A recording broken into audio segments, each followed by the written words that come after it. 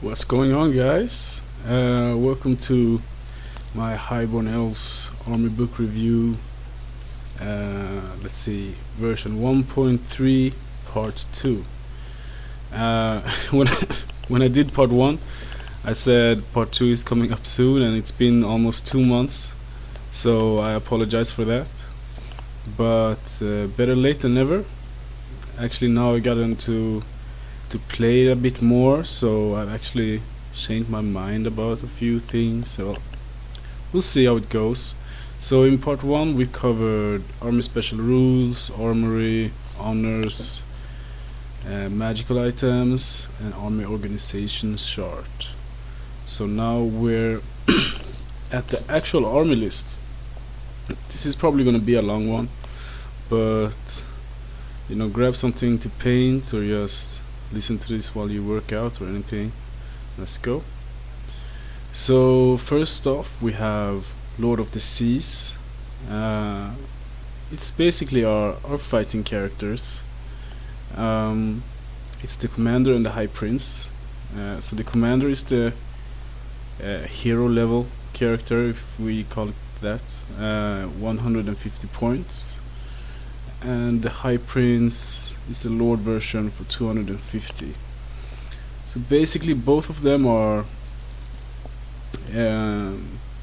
good choices. They are a toolbox kit. You can kit them out in a ton of different ways, and there are several options that are viable.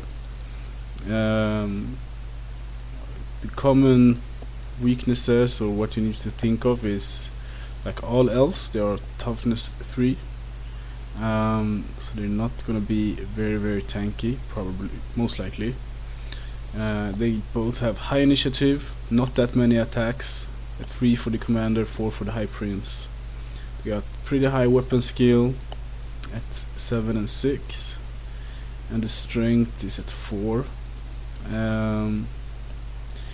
So right off the bat, it doesn't seem too impressive, but what makes them a bit more valuable is all their different options for mounts. They come innately with lightning reflexes and high initiative, so while they don't have that many attacks and a lot of toughness, they are still probably gonna hit first, and you can tool them up to boost their strength. Yeah, high leadership. So usually you're gonna have either a high prince that you tool up to be a combat character in some form, and a commander as a BSB. That's the most common, but you can do whatever you want. So they have access to shield, heavy armor, dragon forged armor. Dragon forged armor is pricey, but I would say it's worth it if you're not taking like another form of magical armor, or you're taking the Lion Guard honor, because then you can't take this. Just because of the infernal dwarves and all the flaming banners. Yeah, especially like if you have him in a unit with regen or something like that. So the weapon choices, you're not gonna use very many of them. You might use a lance, but you can if you will. So for mounts, they have the elven horse, the river chariot, the giant eagle, the griffin, the young dragon, and the dragon. The young dragon and the dragon is just for the prince, not for the commander. They also have a bit more options if you, depending on what honors you take. For example, if you go with the Prince of Rima, you get the young dragon or the dragon for a slightly different price. You can also, let's see, this is the high prince only, so it's not the commander. If you go for High Warden of the Flame, you get to take a phoenix as a mount. It's pretty cool. It's pricey, but you can do some stuff with it, and it works for the commander as well. So you can can mount a hero level character. Here it's worth adding, like, if you just want a few ideas to start you off. I've seen some cool builds with, like, for example, let's say you want to put your BSB on a Phoenix. You could put him, let's say we want to make him a real flexible toolbox guy. You make him your BSB, you put him on your Frost Phoenix, you give him the Flame Banner and the Hero Sword. That's a monster with like, in combat it's -1 strength, -3 initiative. It's flaming attacks with the Flame Banner and the divine attacks from the honor. 3 up ward save against magic, 4 up ward save otherwise. It can do a lot of stuff. It works the same way if you put him on a Fire Phoenix. If you want the chance to come back to life and you're gonna play a bit more MSU style, yeah, you can do that too. It's pretty cool. I also seen like similar builds with, like, you could go for the bronze breastplate and the Beastbane halberd with a lucky shield or something like that.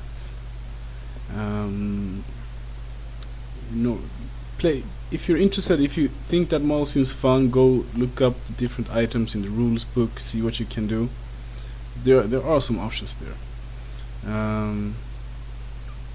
Yeah, I tried him in a battle report previously with it was a prince with a obsidian sword, potion of strength, bronze breastplate and lucky shield, I think.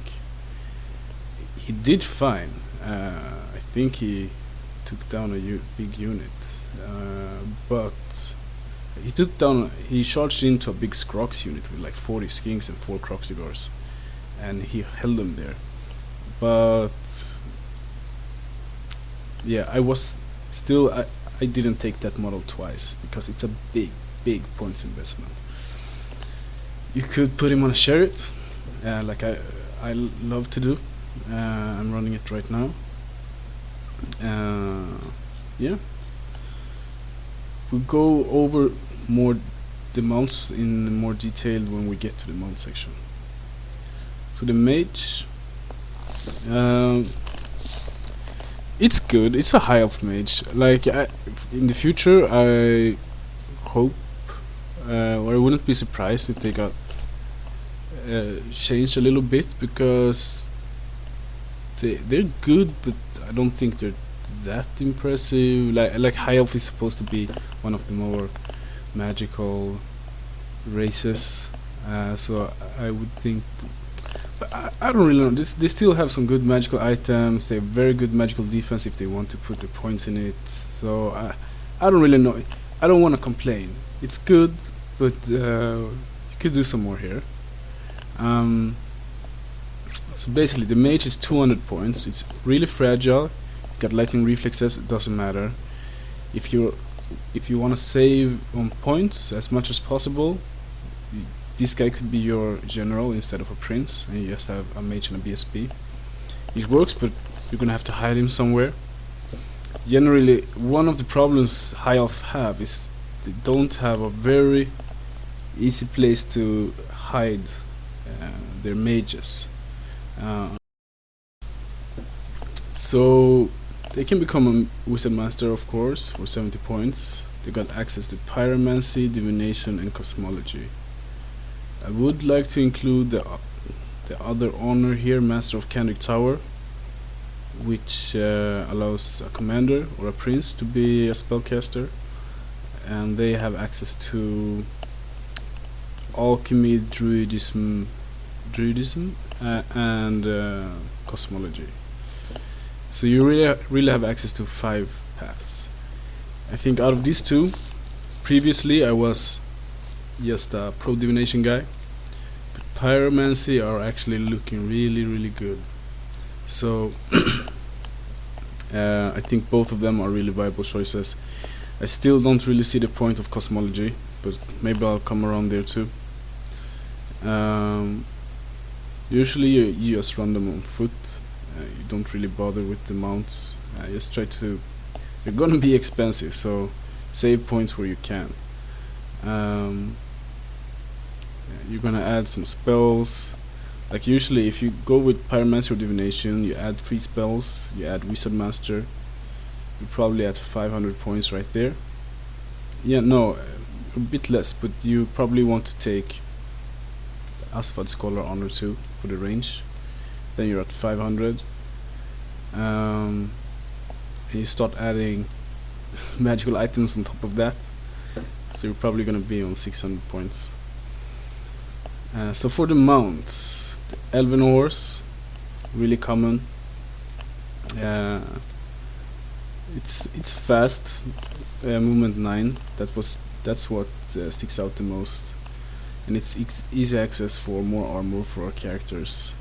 So usually you're gonna see this on your, like, you can put a prince on here. You give him a like one type of magical like dragon helm, bluffer's helm, demon hunter's helm, hardened shield, something like that, to get him to a 1-up. I see a lot of people running like a 1-up rollable with the 3+ strength sword, or you go with the common 1-up, 5-up, 1-up, 4-up. If you go with a 4 ward save, you can't afford a 3+ strength. If you go with the 4-up regeneration, then you can take the 3+ strength. Giant Eagle. I don't see people using it. I don't. But you can if you want to. If you want to have some fun, I don't think it's too expensive. Let's see. Giant Eagle, 100 points or 80 points. So it's not that pricey. It's the same price as a horse. The thing is, it's hard to tool them up to be tanky. So they're gonna be like points for your opponents to grab up, potentially. Then we have the dragons. Let's see, the griffins. I had a lot of hate for the griffin, but when I tried to make a few builds, I never play tested it, but when I made a few builds, I think actually the points, it's fairly priced, because it's at 280 points. If you put a prince on a griffin and tool him up, you're gonna end up basically at the same price range as a prince on a lion chariot. So they're about the same. The griffin is gonna be a lot less tanky, and it's gonna be about as killy on the charge, but less killy after the charge. So that's what it lacks compared to the lion chariot. But what you get is you can march and fly, so you get a much more mobile character. So for that, I think it's fair. Like, it can't be as tanky and as killy and twice as good mobility as or more than twice with the flying and as a lion chariot. So it's fairly priced. So you can run it, but you're gonna have to make it work in your list. Either you go super offensive and just rush up and you have like a ton of different threats, use target saturation, or I don't really know how you want to use it. I haven't playtested it, but it's an option. It comes with no innate armor save, so like the heavy armor, shield, and let's say dragon helm, you're at 3-up. So you can basically have a 3-up, 4-up if you want to. I think if I were to run it, I would go with something like probably just a 4-up with the lucky shield maybe, or just like with the Beastbane Halberd, and yeah, I don't know yet. We'll see. So the dragons and the phoenixes. We can start with the phoenixes since we talked a little bit about those. They're fast flyers. Fire Phoenix is a little bit faster. You can use them, but they are pricey. It's the Prince for 250, like 120 points for the honor to ride these, and they are about 400 points each.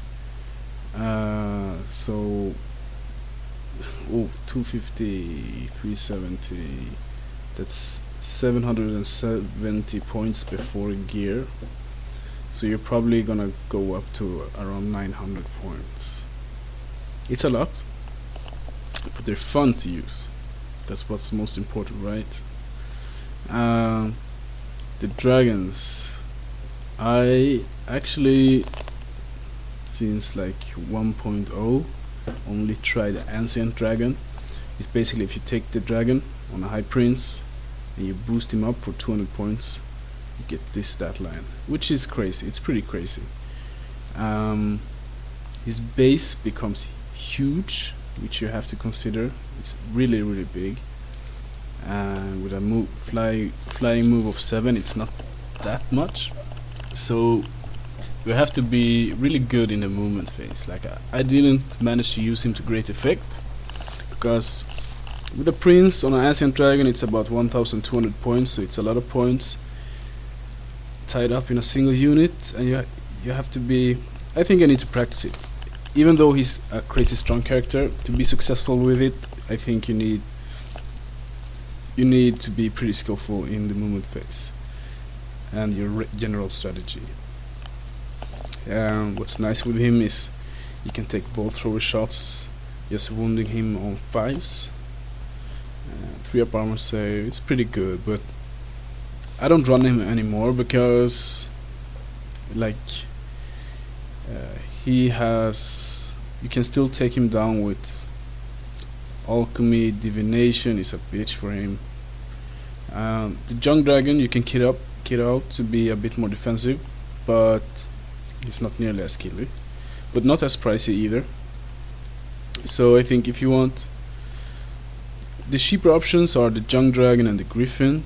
If you want to mount your character on something, if you want to have a bit more flexibility and a bit more killerness, you go with the phoenix, and if you want to go all out, you go on a big dragon.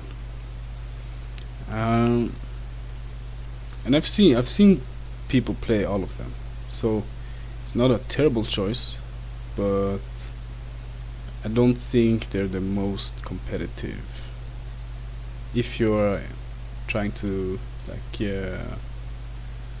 to go that route. Then we have the chariots. So the river chariot, I'm just gonna skip that. I have no you might be able to make it work, but I have never tried it, not even in 8th edition, so I don't really know. I can't give you advice on that. It's fast, mobile, only toughness 4, comes with a 5 up armor save. Yeah, pulled by horses. Sky sloops was a big thing back in a previous edition, but they've changed it a bit now.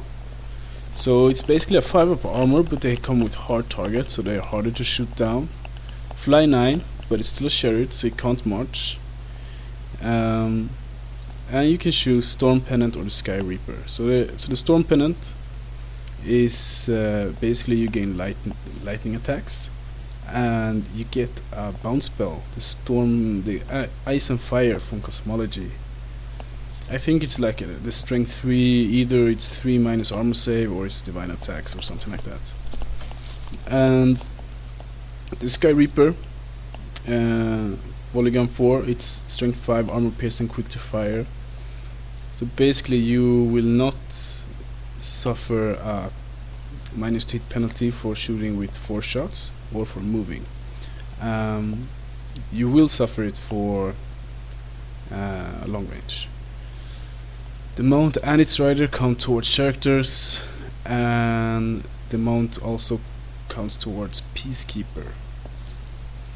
So you can't, before people like to run like with 3 characters on Sky Sloops with the gun and like 2 more Sky Sloops from rear. You can't do that anymore.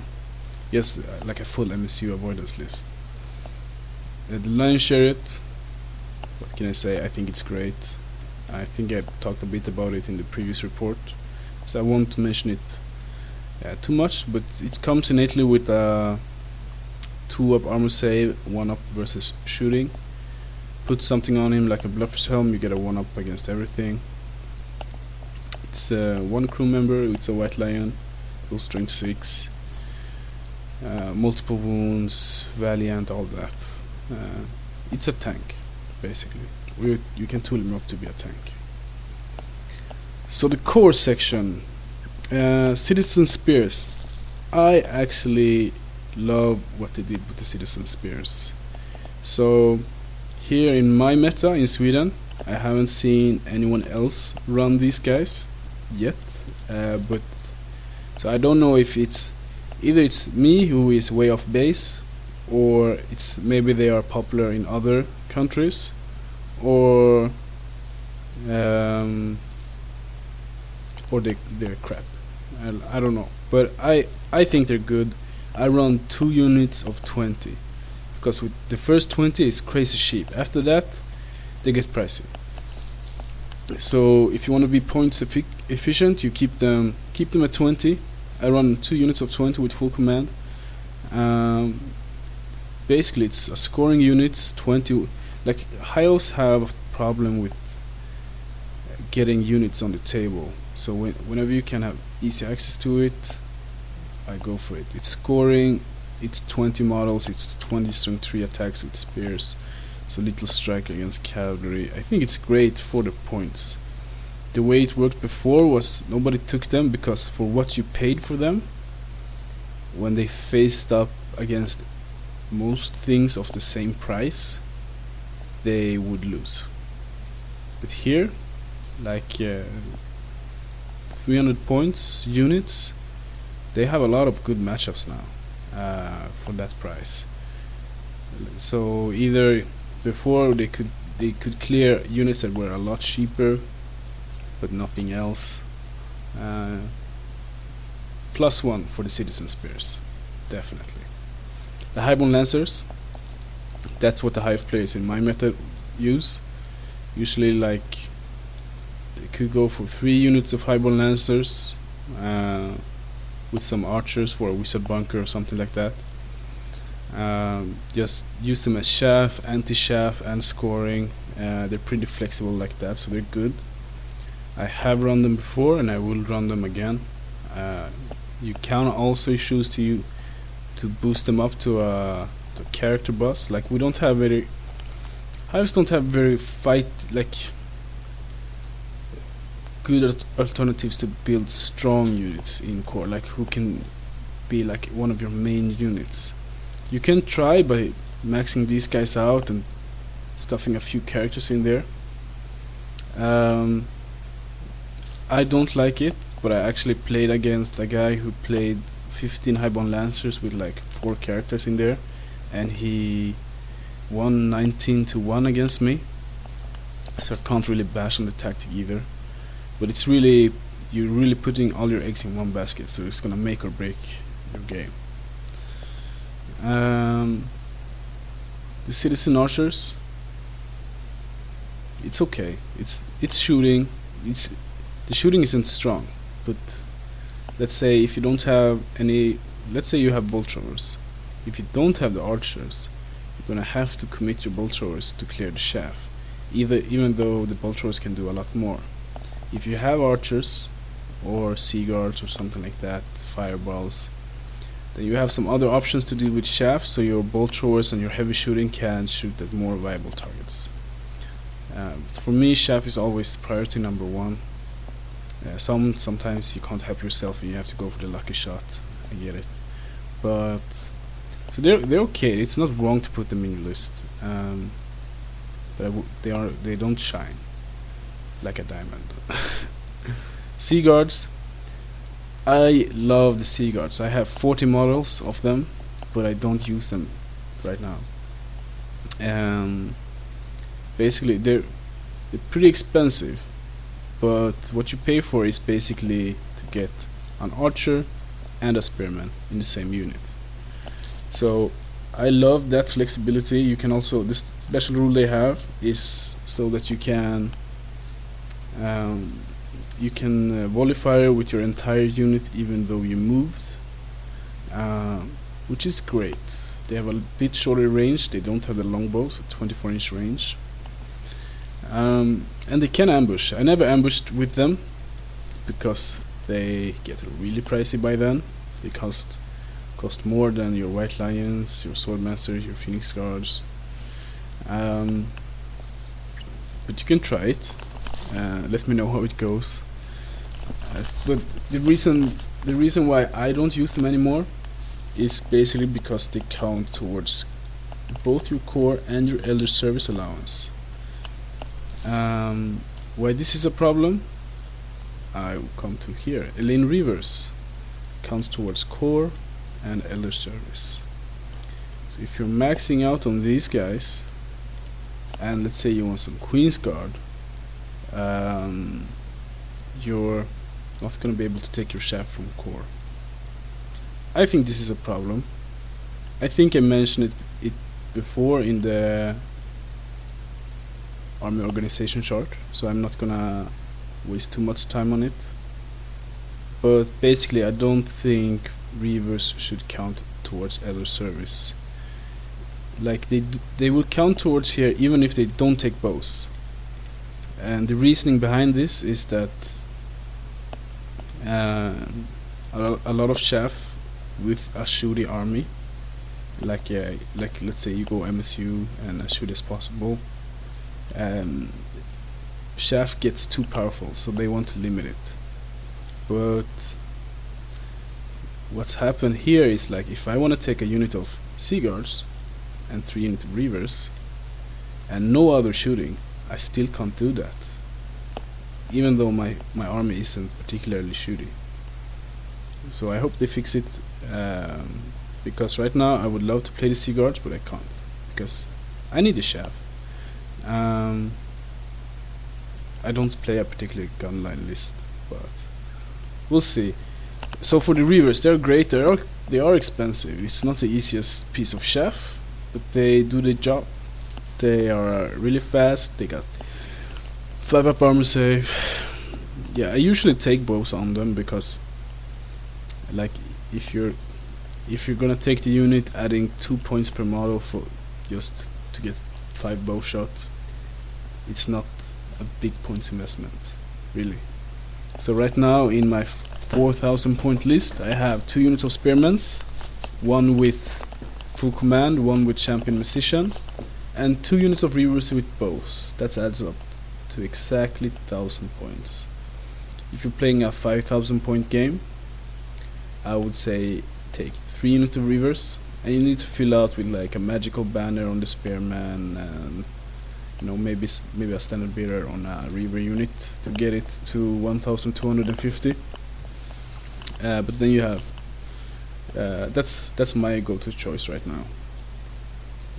So the special section, we have 3 pieces of elite infantry, the Swordmasters, the Lion Guard, and the Flame Wardens. So let's do all 3 combined. So for the Swordmasters, they are basically your main machine.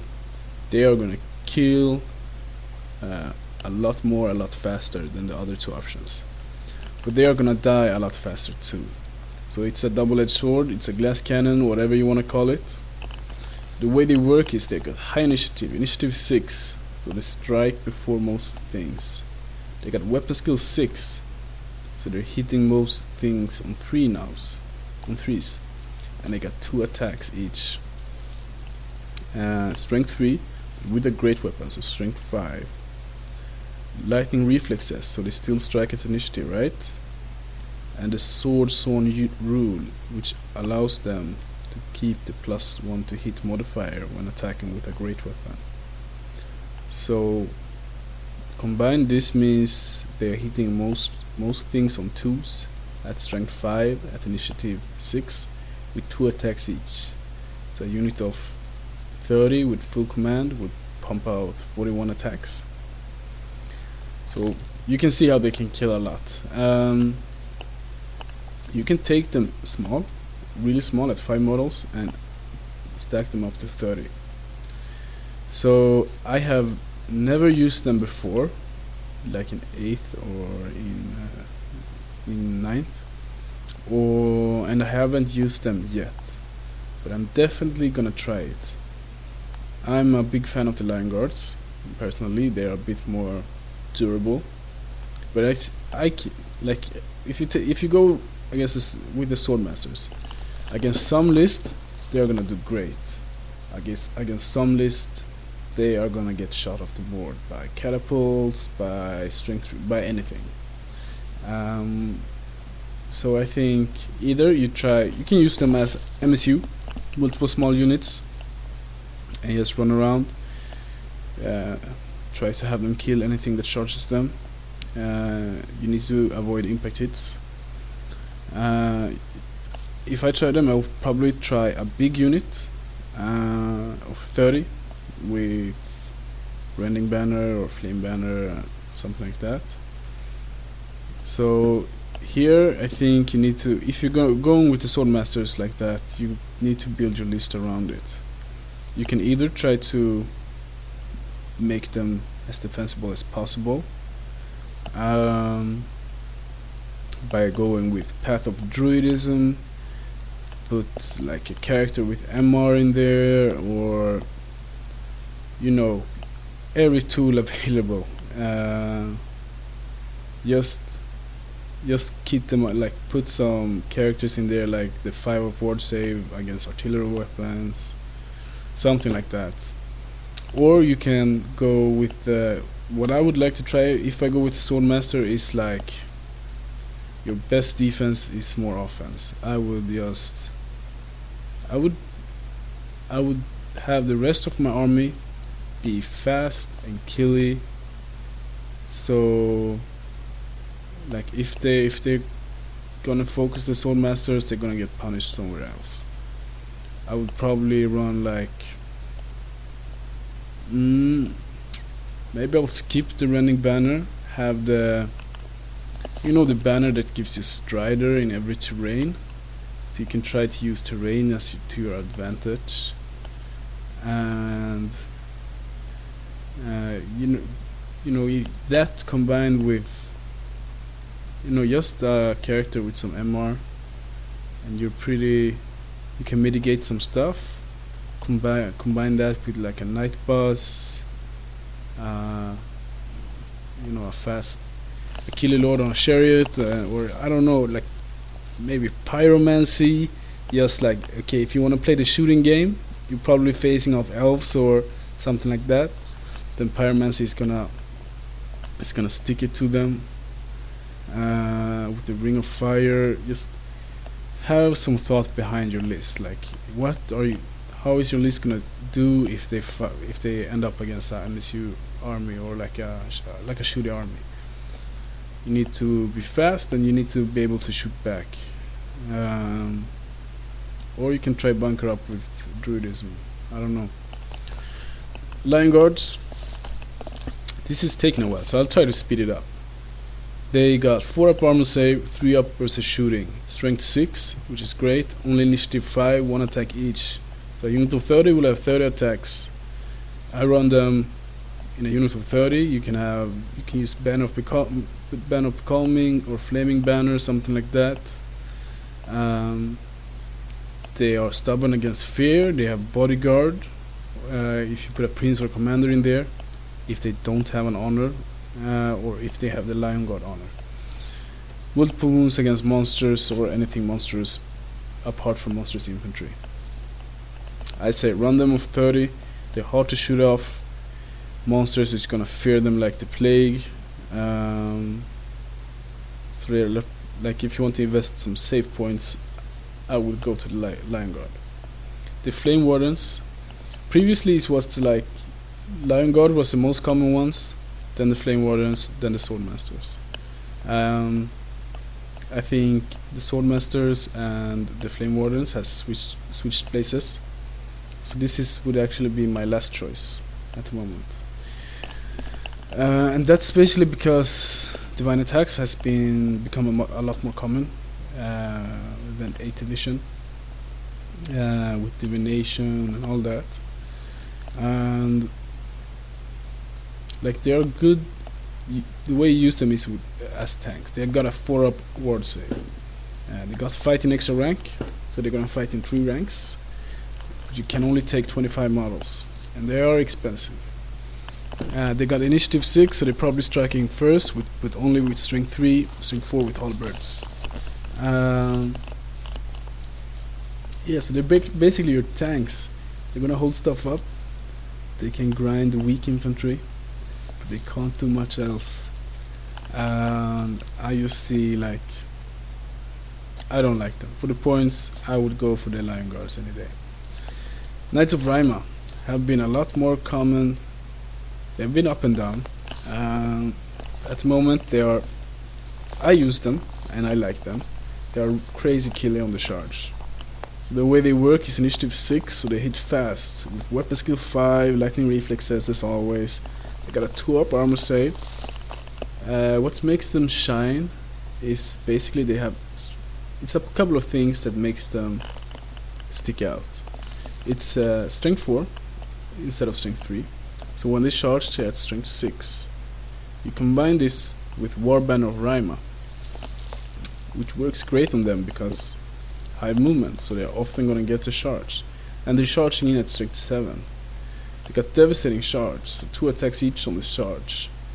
And alchemy is really common right now, so that they come with Dragonforge armor is great. So 2-up ward save against fire. That's what's good. 54 points a model. Might seem like a lot, but they actually got cheaper from before. So currently I run a unit of 9. They were 10, but I couldn't afford it. That's in my 4,000 points list. Just to hit hard, hit fast, at where you need it. Claim objectives. As with all knights, they're gonna struggle with anti-knight things as spearman units, big units that they can't break on the charge and such. So you just need to know where you want to go with them, and they can take you there. Reaver chariots, it's a chariot. It's cheap, but it's not gonna do much. It's actually strength 5. Was it strength 5 before? Alright. Vanguard. I might actually look at these Reaver chariots because I have never used them, but you could probably do some things with them. Vanguard, I didn't know. I actually didn't know they have Vanguard. I wonder when they added that. Okay, so Vanguard at strength 5, and you can take them in units. You can do something here, I think. I'm probably not gonna try it because I don't have it. I have 2 chariot models, and I think if you're gonna go this route, you wanna go for the chariot spam. But I would love to see someone try it, or like if any of you have, could do some things. Yeah.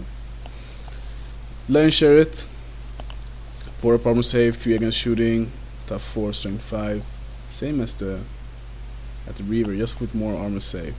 Higher strength on the crew. The lions are killy as fuck. Excuse my language. People underestimate lions all the time. Like 2 strength 5 attacks each as weapon skill 5. Like, okay, are you lions or are you swordmasters? I think this is getting pulled by swordmasters. Yeah, valiant, multiple wounds, impact hits +1. It's decent, absolutely. Sky sloop. I haven't used them because I don't have the models, but I see they are a viable options.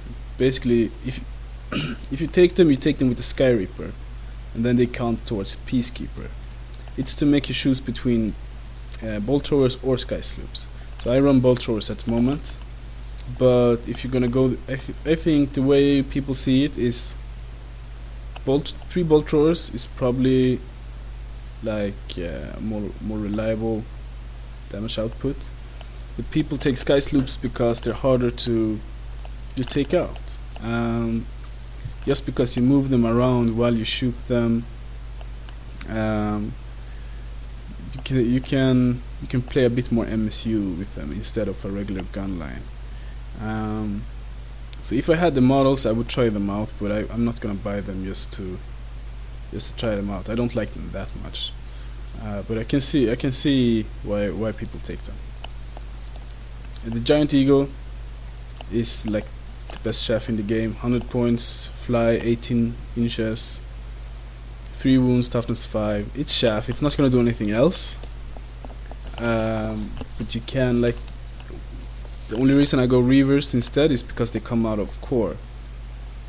Here, if you have points to spare, I would definitely recommend taking. Like the more chef, the better. You can take 2 eagles, and it's probably a safe investment. Like it's gonna help you more than you think. Whew. Elder Service, Queen's Guard. You can have. I see people complain about these guys just because it's 0 to 20 models and max 15 models in a unit. So you're gonna have 2 units of 10 or 1 unit of 15. People want to be able to take 1 unit of 20, but you can't. I see people complain about that. It's not really a problem for me because I usually can't find the points for it anyways.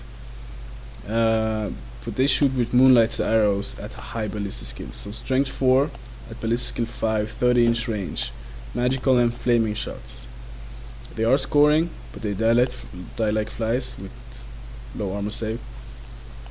Basically, I can't fit them in my 4,000 point list, but I use them in my 5,000 point list.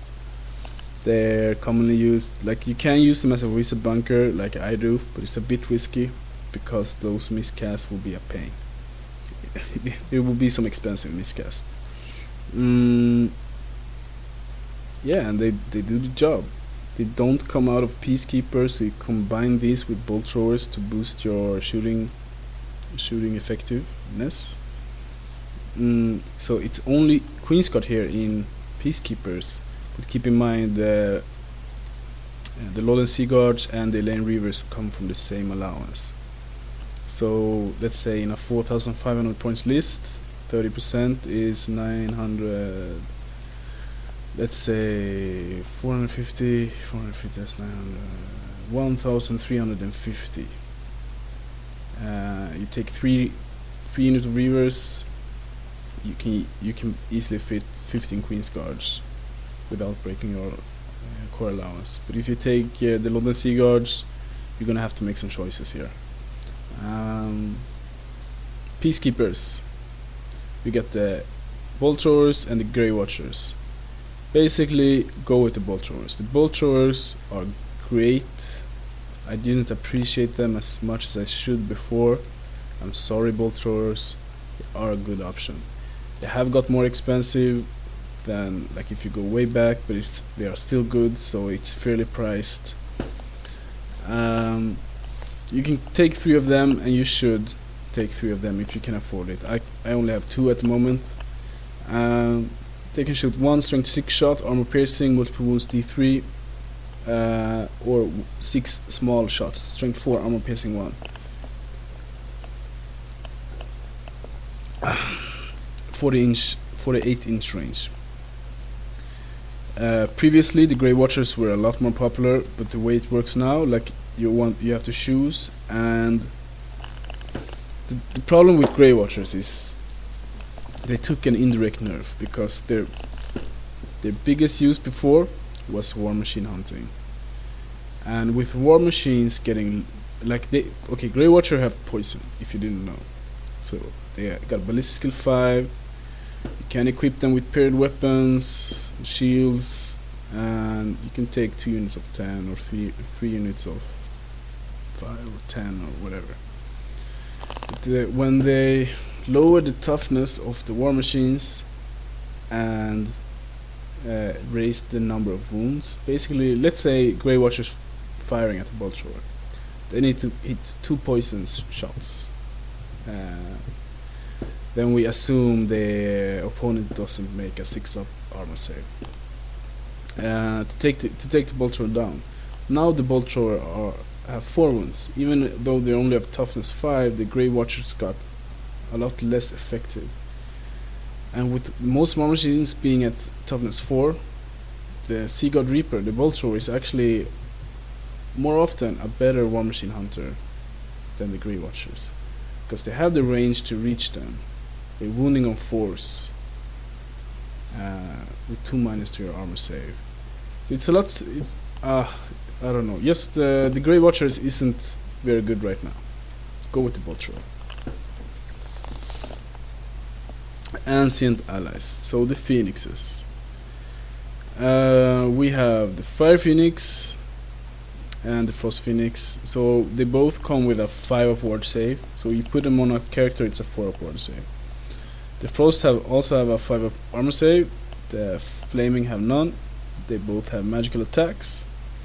They're both like 5s across the board. They got Whip Skill 5, Strength 5, Tough 5, Whip Skill 5. The Frost Phoenix have 5 attacks, the Fire Phoenix have 4 attacks. Initiative 3 and 4. So the Fire Phoenix is a bit less killy, but it's faster, a bit higher initiative. That's not really what matters. What matters is the Flame Swoop. They can fly over stuff to D6 plus D3 per each rank, strength 4 hits with flaming attacks. And they also have a chance to come back to life on a 5 plus or a 3 plus if it's a character on it. They come back with 1 wound only. So you can use the 5 Phoenix if you want to go the MSU right, fly over stuff, be annoying.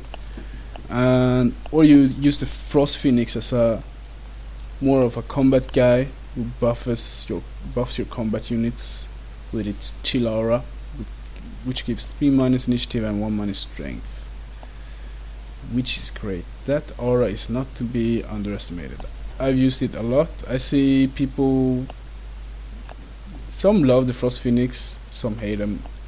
I'm in the team that loves them. I like the Frost Phoenix. I haven't mastered the Fire Phoenix yet, but I can definitely see its uses. And I'm really tired now, so I'm gonna break it off. I hope you learned something. So this is this is the last. I'm thinking about doing like a part 3 where I go over maybe like different good army synergies, the magical paths, what's good, what's not. But I'm not gonna promise anything. Then it's gonna be 3 months before it's out anyway. So just if you think that would be helpful, if you would like to hear something like that, drop a comment. Let me know, and maybe I'll do it. Yeah. What's else? I think I got a tournament coming up this weekend, so I will try to make some more tournament reports. Be a bit more active. I've been busy at work lately, so I haven't got the time, but that would like hopefully change. Yeah, see you guys.